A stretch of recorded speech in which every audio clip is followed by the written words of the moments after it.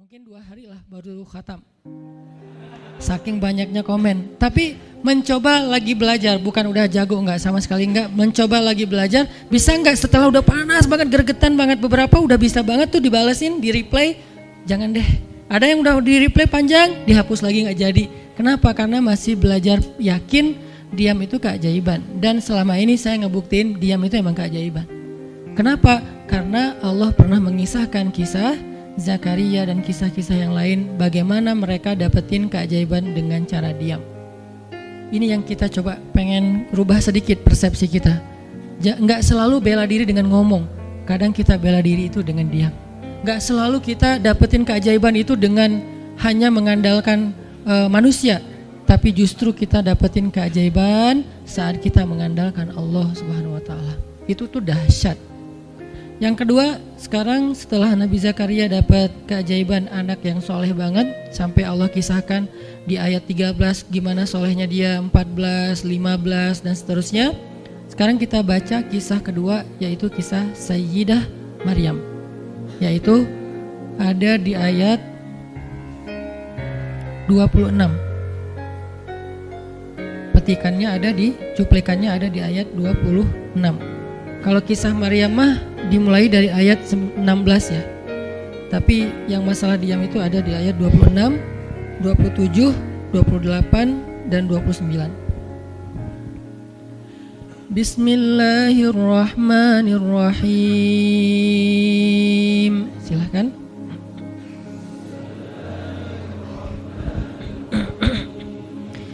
Fakuli washrabi wa qarri aina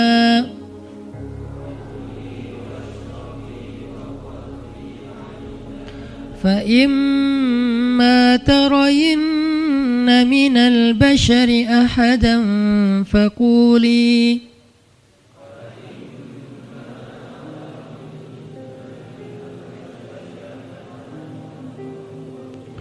فقولي إني نذرت للرحمن صوما فلن أكلم اليوم إنسيا.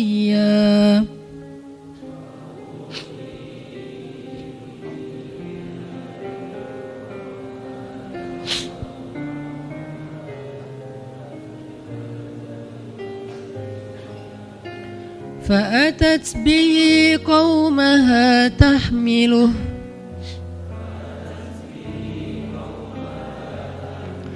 قالوا يا مريم لقد جئت شيئا فريا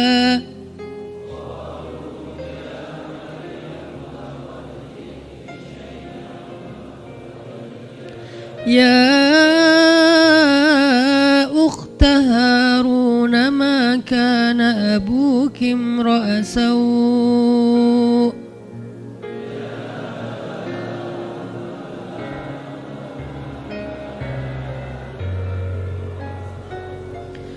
ما كان أبوك امرأ سوء وما كانت أمك بغيا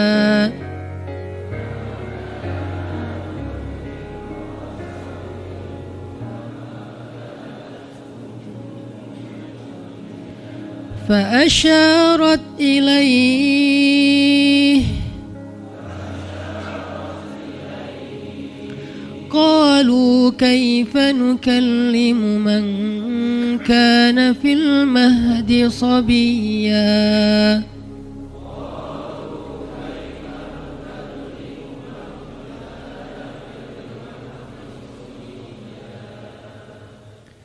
Dan maka makan dan minumlah dan bersenang hatilah engkau wahai Maryam, dan jika engkau bertemu dengan seseorang katakanlah sesungguhnya saya telah berazam untuk berpuasa pada hari ini dan saya tidak akan berbicara dengan manusia pada hari ini. Lalu Maryam pun datang kepada kaumnya sambil menggendong bayinya. Kaumnya berkata, wahai Maryam, engkau datang kepada kami dengan membawa kalau bahasa kita tuh pembawa apa istilahnya, sial apa ya, dengan membawa keburukan, jadi kayak dianggap pembawa kesialan. wahai saudari Harun, sesungguhnya ayahmu bukanlah seorang yang nista ataupun pendosa, dan begitu juga dengan ibumu bukanlah perempuan yang hina. Lalu Maryam memberi isyarat, fa'asyarat ilaih, memberi isyarat dengan menunjuk ke arah bayinya. Lalu mereka berkata, bagaimana kami akan berbicara dengan seorang bayi yang masih digendong oleh ibunya, maksudnya masih terlalu kecil. Ini adalah cuplikan adegan Maryam ketika baru pulang kampung. Jadi ceritanya di ayat sebelumnya, ketika kandungan Maryam semakin besar dan nggak bisa disembunyikan dari penglihatan manusia, Maryam pun pergi menjauh ke sebuah tempat yang tidak ada siapa-siapa. Fahamalathu fantabadat bihi makanan qasiyya. Dia menjauh, mengucilkan diri ke tempat yang nggak dilihat oleh siapa-siapa sampai melahirkan. Jadi kurang lebih sekitar 3 bulan 4 bulan Maryam nggak ada di Al-Quds, nggak ada di di Masjidil Aqsa dan sekitarnya. Dia pergi mengasingkan dirinya supaya tidak ada yang menghujat Maryam karena ngelihat perutnya sudah semakin besar dan dia nggak punya suami. Setelah melahirkan, akhirnya Allah perintahkan Maryam untuk pulang. Setelah Allah ngasih makan, minum dan kebahagiaan buat Maryam, fakuli washrobi wa qarri aina, dengan adegan korma yang menjatuhkan buah-buah rutop dan seterusnya, pulanglah Maryam. Nah, Maryam tahu ketika dia pulang dengan membawa bayi, dia pasti akan dihujat, dicela, dicaci maki, dibully oleh kaumnya. Lalu Allah memberi kepada Maryam bekal. Gimana cara ngadepin yang kayak gitu-gitu? Kata Allah, kalau kamu ketemu manusia, ketemu orang-orang, ketemu kaummu, bilang ke mereka, saya tidak berdebat hari ini. Saya nggak akan berdebat. Jadi dia tetap bisa ngomong, tapi dia bilang, saya nggak akan berdebat. Saya nggak akan bicara dengan siapapun hari ini karena saya sudah bernazar untuk diam. Bilang kayak gitu kepada kaummu. Maka fa'atat bihi qaumaha tahmiluh. Maka datanglah Maryam kepada Al-Quds, kepada kota Al-Quds dengan membawa bayinya yang digendong. Datang. Baru dari ujung kota kelihatan Maryam, muncullah orang-orang Bani Israel semuanya rame di pasar-pasar mereka, semuanya menghadang Maryam. Maryam tiba-tiba dihadang di gerbang kota Al-Quds. Gak boleh masuk kota Al-Quds. Tadinya ada yang satu orang lihat, Maryam, langsung dia datang ke kota, dia umumkan ke semua orang, wahai Bani Israel, perempuan yang hina yang kita cari-cari sekarang sudah datang membawa bayi haramnya, membawa bayi selingkuhnya, membawa bayi hasil zinanya. Akhirnya orang-orang yang ada di Masjidil Aqsa, yang ada di rumah-rumah, yang ada di pasar, semuanya berkumpul di depan gerbang kota, menghalang Maryam masuk. Kebayang gak perasaan Maryam? Padahal dia itu lahir di situ, dia beribadah di situ, ayahnya orang situ, ulama pula, pamannya nabi pula di situ, tapi dia sekarang dihadang oleh semua penduduk Al-Aqsa, penduduk Al-Quds, Bani Israel. Ketika Maryam mendekat, mereka mengatakan, ya Maryam, laqad ji'ti syai'an fariya. Ini bahasa Al-Quran. Kalau aslinya lebih tercela daripada ini, karena ini bahasa Al-Quran yang tinggi, Allah menggunakan bahasa simbolik saja. Yang terjadi, mereka mencela Maryam. Mereka bilang, Maryam kamu pembawa sial, Maryam kamu perempuan hina, Maryam kamu tukang zina, Maryam kamu selingkuh, Maryam kamu ternyata pelakor, segala macam. Kebayang gak seorang perempuan yang mulia dituduh dengan kata-kata kayak gini? Sedih, pengen jawab, pengen bilang, saya ini gak pernah berbuat dosa, ini nih Allah yang ngasih kepada saya gak punya suami, dan saya diberikan anak yang suci dan segala macam. Enggak. Tanya kepada Zakaria kalau nggak percaya, saya punya buktinya segala macam. Nggak usah, diam aja. Maryam bisa ngomong kalau mau. Maryam by the way adalah perempuan secerdas Sayyidah Aisyah. Dia itu kayak Aisyah cerdasnya, kayak Khadijah bijaksananya, kayak Fatimah lembutnya, kayak Asiyah sabarnya. Maryam itu istimewa. Sampai sebagian ulama mengatakan Maryam satu-satunya nabi dari perempuan, satu-satunya nabi dari golongan perempuan. Sebagian kecil ulama ada yang menyebutkan demikian, sehingga mereka menyebut Maryam alaihassalam. Saking Maryam ini keren banget, istimewa banget. Tapi jumhur ulama sejarah mengatakan Maryam bukan nabi, tapi dia perempuan solehah, orang soleh, bahkan 1 dari 4 perempuan sempurna di muka bumi, dan tidak ada yang kelima.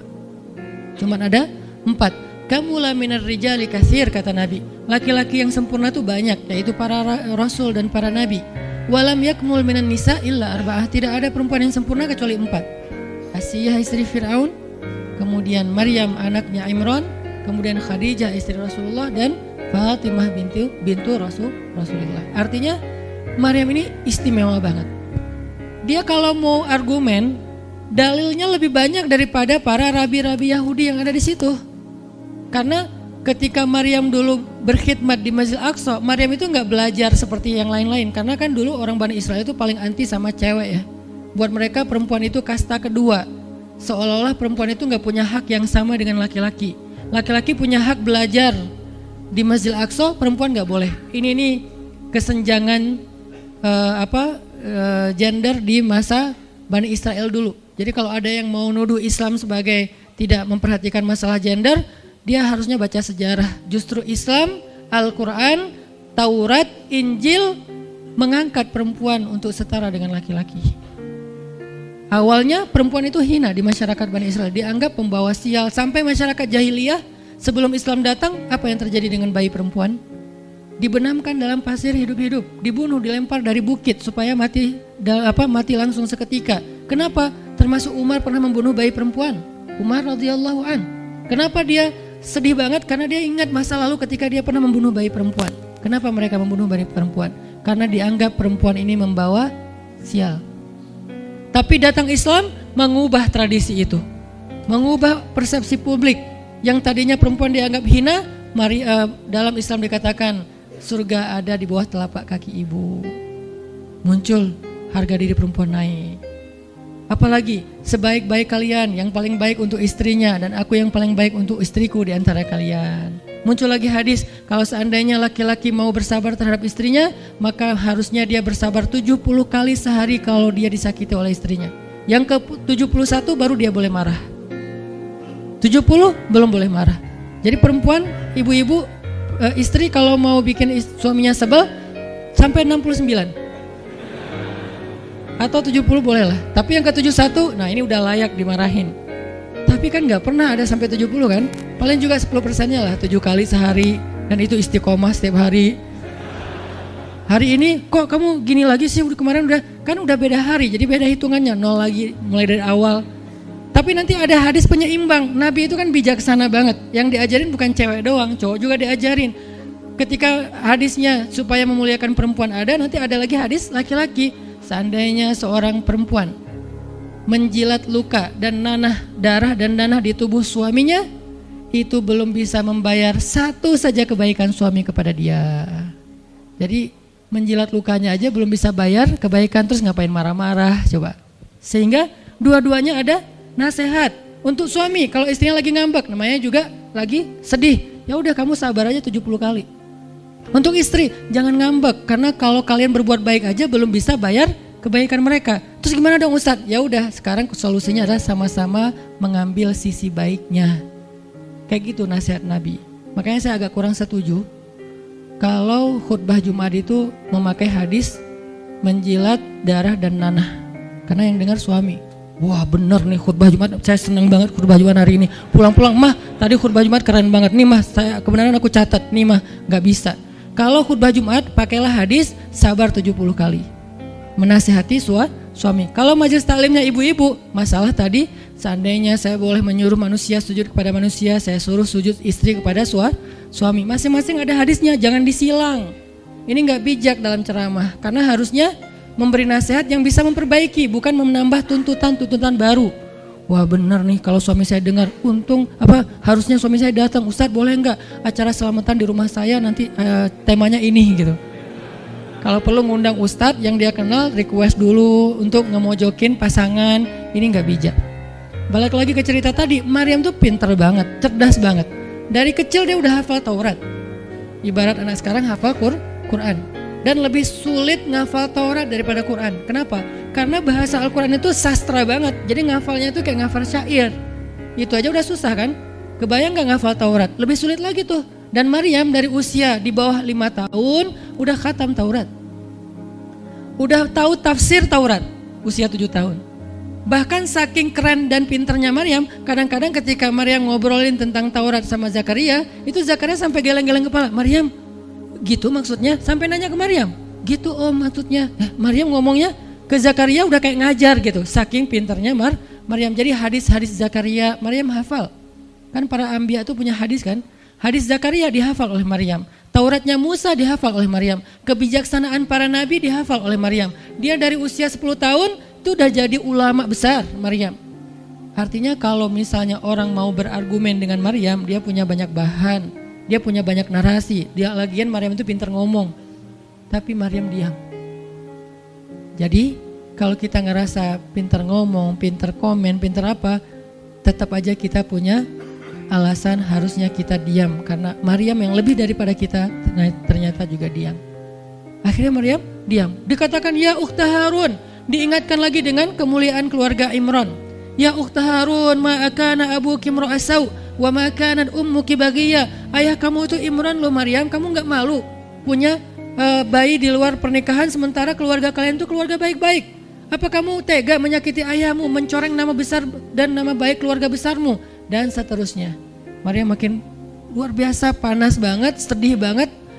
Dan Maryam itu yang lebih berat lagi teman-teman. Mungkin kalau kita digituin agak kebal ya. Terutama cowok lah. Cowok kalau digituin agak kebal karena emang kurang berperasaan sih kalau cowok ya. Coba lihat dari angle cewek. Cewek itu lebih peka loh dari kita. Kita mah mungkin lebih mudah lah diam. Diomelin, diam aja. Karena kita kan orangnya agak santuy gitu kan. Kalau cewek tuh gak bisa gitu. Makanya lihat angle ini dari angle cewek. Kalau tadi Zakaria, sekarang Maryam. Dan Maryam lebih peka daripada semua cewek yang ada di muka bumi. Lebih perasa lagi daripada perempuan yang ada di muka bumi. Sangat-sangat pemalu. Saking pemalunya, ketemu cowok keren, ta'awuz coba. Cewek itu perasaannya lebih dalam daripada kita. Jadi kalau misalnya cewek-cewek, Maryam tuh gak punya, ketemu cowok keren aja dia ta'awuz. Siapa cowok keren yang ditemui Maryam? Jibril, Gabriel loh yang ditemuin. Dan waktu itu Jibril menjelma apa? Fatamassala laha basyaron sawiyya. Jibril menjelma sebagai basyaron sawiyya. Allah yang ngomong tuh, cowok keren. Allah yang bilang keren. Kalau kita merasa udah paling keren, menurut Allah biasa-biasa aja. Karena Allah pernah menciptakan Yusuf, Allah pernah menciptakan Muhammad, Allah pernah menciptakan Yahya. Kita merasa paling keren, Allah pernah menciptakan Sarah, perempuan paling keren juga, Aisyah, Fatimah. Jadi buat kita kayak udah kegeeran paling keren se-Bandung gitu kan ya. Menurut Allah mah biasa. Kalau Jibril, Allah sendiri yang bilang dia tuh emang keren. Jibril emang bukan malaikat, tapi kalau ketemu manusia, kecuali para nabi, Jibril itu menjelma sebagai manusia supaya tidak terlihat wujud aslinya, karena nggak kuat orang ngelihat wujud aslinya Jibril. Nabi Muhammad aja pertama ngelihat Jibril dengan wujud aslinya pas di Gua Hira itu lari tuh, takut, saking ngerinya Jibril tuh. Jangankan manusia, malaikat aja segan sama Jibril. Jibril lewat, malaikat nggak berani malaikat. Kenapa saya bilang kok disegani? Allah yang bilang di Al-Quran, dia itu malaikat yang disegani. Dzu mirratin. Dzu mirrah kalau bahasa kita, malaikat yang sangat berwibawa. Sehingga di antara malaikat aja gak ada yang sembarangan berbicara sama Jibril. Mau bicara sama Jibril kayak, aduh segan malu gitu malaikat, cuman gak pakai itu mah Sunda ya. Pokoknya malaikat mah gak berani ngomong sama Jibril saking segannya. Kenapa? Gagah banget wujud aslinya. Ketika dia membentangkan sayapnya, itu sayap menutupi timur dan barat. Jadi matahari, bulan, bintang udah gak kelihatan. Yang kelihatan cuma Jibril dengan keagungannya. Itu belum Allah ya, baru ciptaan Allah. Jibril, salah satu makhluk Allah yang paling agung. Sehingga saking kerennya Jibril, Allah gak menyebutnya dengan nama malaikat. Padahal golongannya malaikat, tapi Allah menyebutnya dengan Ruhul Quds, Roh Kudus, yaitu Jibril. Nah ketika ketemu dengan Maryam, Jibril bermisal itu menjelma sebagai basyaran sawiyah, cowok keren banget. Saking kerennya Jibril, Umar aja terkesima ngeliat Jibril. Pernah Jibril datang ngajarin iman, Islam, ihsan kepada Nabi Muhammad, dan Umar ngelihat Jibril terkesima, gak bisa ngomong, diam aja, benar-benar speechless banget nih Umar. Jibril udah pulang, baru Nabi nanya, Umar tahu gak itu siapa? Hah, apa Rasul? Gitu, saking masih kayak terkesima. Apa Rasul? Tahu gak barusan siapa? Siapa ya Rasulullah? Saya gak kenal orang itu, kok keren banget. Kata Rasul, itulah Jibril. Masya Allah, itu Jibril. Ya Alhamdulillah bisa ngeliat Jibril langsung, tahu gitu tadi. Gitu ya. Kalau bahasa kita mah udah langsung pengen foto-foto kan sama Jibril. Kebayang gak cowok sekarang lihat Jibril? Baru lihat artis Korea aja kita udah kayak gimana kan, BTS atau apa, udah segala macam, udah guling-guling, udah gigit jari, baru BTS doang. Kadang-kadang nggak ngeliat BTS langsung, cuma lihat di TV doang, udah aku nggak bisa gini, aku nggak bisa gitu kan ya. Belum ketemu Jibril loh. Jadi nggak ada lah artis sekeren Jibril. Baru Yusuf aja udah pada ngiris tangan, belum malaikat. Sampai ketika cewek-cewek ketemu Yusuf, mereka bilang apa? Ini bukan manusia, ini malaikat. Jadi gantengnya Yusuf tuh bukan ganteng-ganteng apa? Itulah. Ganteng kok hewan gitu kan. Ini ganteng-ganteng malaikat. Belum ada tuh film atau sinetron itu. Yusuf itu ganteng-ganteng ganteng-gantengnya tuh malaikat. Levelnya tuh level malaikat. Jadi kalau ada Jibril, ada Yusuf kayak, nih yang mana Yusuf, mana Jibril ya? Keren dua-duanya. Nah Jibril datang ketemu Maryam bukan di atas panggung rame-rame. Berdua coba, intimate banget kan? Kalau di atas panggung teriak-teriak gak keren lah, biasa aja. Ini tuh berdua, private banget. Di satu ruang kecil, berdua gak ada yang tahu, tiba-tiba Jibril berdiri di depan Maryam, senyum dengan khas senyumnya malaikat yang mematikan gitu. Maryam pas buka mata lagi zikir ngelihat Jibril depan matanya keren banget, langsung Maryam bilang apa? A'udzubillah. Cie, wibawa banget kan Maryam? A'udzubirrahmani minka in kunta taqiyya. Jadi emang elegan sih orang-orang soleh itu. Dia langsung nunduk, dia bilang A'udzubirrahmani minka in kunta taqiyya. Aku berlindung kepada Allah yang Maha Rahman. Kenapa ngomongnya Rahman? Karena keren. Kalau enggak keren, a'udzubillah. Karena keren, A'udzubirrahman. Tapi masih ta'awuz, cuman pakainya Rahman. Karena Allah tuh Maha Pengasih yang udah bikin kamu tuh keren. Diksinya luar biasa ya. Maryam gak bilang A'udzubillahi minasyaitonirrajim. Enggak, ini enggak layak dibilang syaiton, ini terlalu keren. Jadi gak bisa A'udzubillah, A'udzubirrahman. Berarti Maryam tuh pinter. Sampai dia bisa memilih diksi Asmaullahil Husna. Dia nggak pakai diksi Allah, dia pakai diksi Ar-Rahman. Karena yang datang itu wajahnya tuh wajah orang baik, tapi keren. Akhirnya A'udzubirrahmani minka in kunta taqiyya, kata Maryam.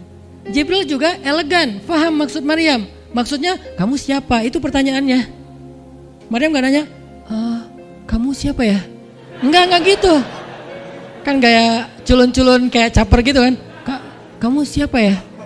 Aku ada salah sama kamu. Enggak gitu sih Maryam ngomongnya. Saking elegannya Maryam, dia nanya kamu siapa tapi pakai kalimat zikir. Keren gak sih? Kita kadang-kadang zikir A'udzubirrahmani minka in kunta taqiyya. Artinya apa Mbak? Sama-sama gak elegan ya. Kalau Maryam sama Jibril dua-duanya elegan. Bahasa orang elegan tuh emang banyak kode sih. Jadi kita mah yang polos-polos kayak gini, yang remeh-remeh rempeyek gak jelas gini, ya nggak akan paham kalau nggak baca tafsir. Makanya kalau mau theater of mind, baca Quran itu pakai tafsir, pakai kisah, baru kita ngerti kondisinya. Oh gitu banget ya, dahsyat banget ya kejadian waktu itu. Jibril datang dengan wujud yang kerennya. Maryam pengen nanya kamu siapa? Kok tiba-tiba masuk ruangan saya? Tapi bahasanya A'udzubirrahmani minka in kunta taqiyya. Aku berlindung kepada Allah yang Maha Baik darimu kalau kamu takut kepada Allah. Maksudnya kamu siapa?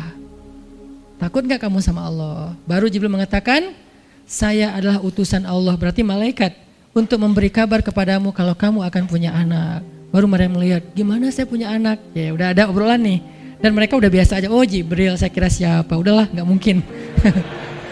Artinya udah kayak gitu nih kesolehan Maryam. Artinya Maryam itu orang yang sangat peka banget, perasaannya dalam banget. Terus nanti ketika Maryam melahirkan anak, tahu gak kata-kata Maryam apa? Ya laitani mittu qabla hada wa kuntu nasyam mansiya. Saat Maryam merasakan sakitnya kontraksi, mau melahirkan Isa, Maryam itu sambil kontraksi sambil bilang ya laitani mittu qabla hadza wa kuntu nasyan mansiya. Aduhai seandainya saya mati aja sebelum kejadian ini dan saya dilupakan oleh manusia seolah-olah saya tidak pernah ada. Kenapa Maryam ngomong kayak gini?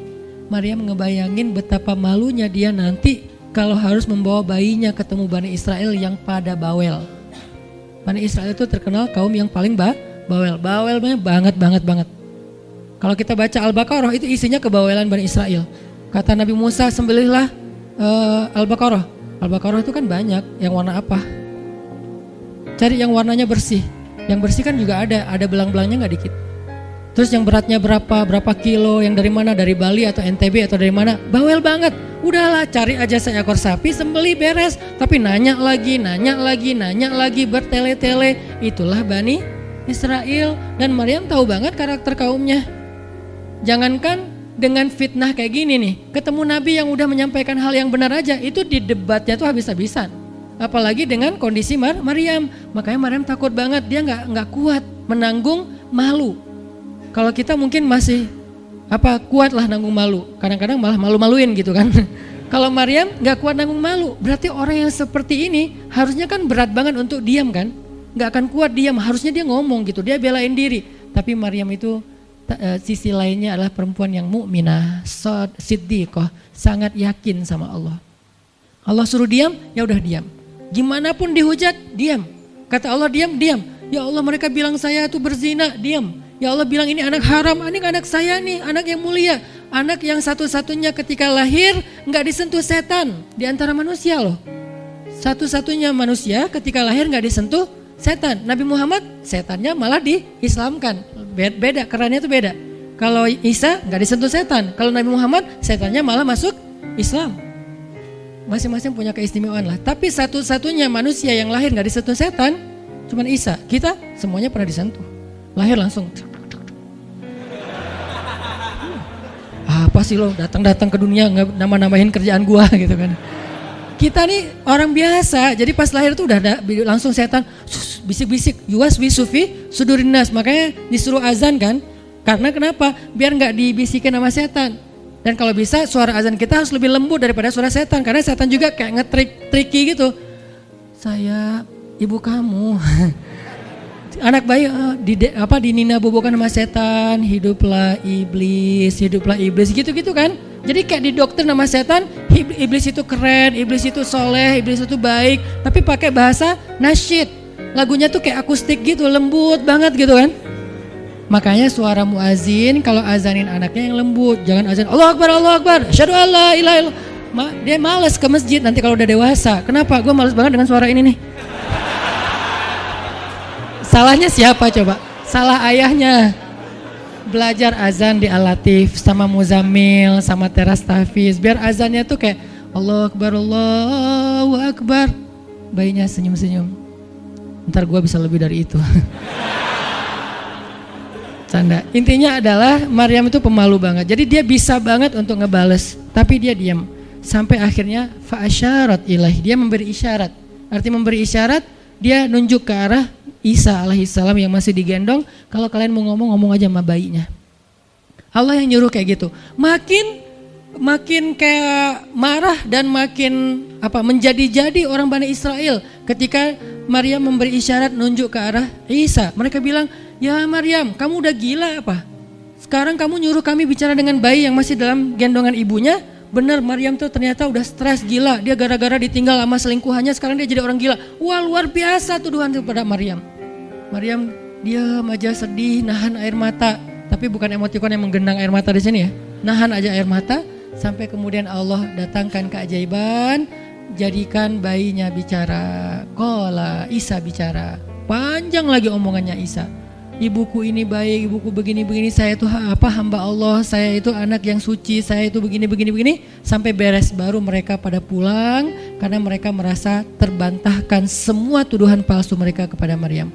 Masuklah Maryam, disambut mulia oleh beberapa orang. Maryam itu perempuan mulia, Allah mendatangkan dia sebagai keberkahan. Tadi dituduh pembawa sial, sekarang disebut pembawa berkah. Mulailah Maryam terkenal. Isa dididik, kemana Isa pergi, anak-anak kecil segengnya Isa pengen jadi temannya Isa. Gue temannya Isa lo, gue temannya Isa lo. Gak lama kemudian Isa jadi temannya Yahya. Ketika dia udah bisa main sama Yahya, main berdua sama Yahya. Kemana-mana berdua, Yahya, Isa. Tapi usianya agak jauh berbeda. Ketika Yahya udah masuk SD, Isa barulah lahir. Jadi kayak agak sekitar 7-10 tahun lah kurang lebih mereka jarak usianya. Tapi pas Isa udah remaja, mereka udah nyambung ngobrol.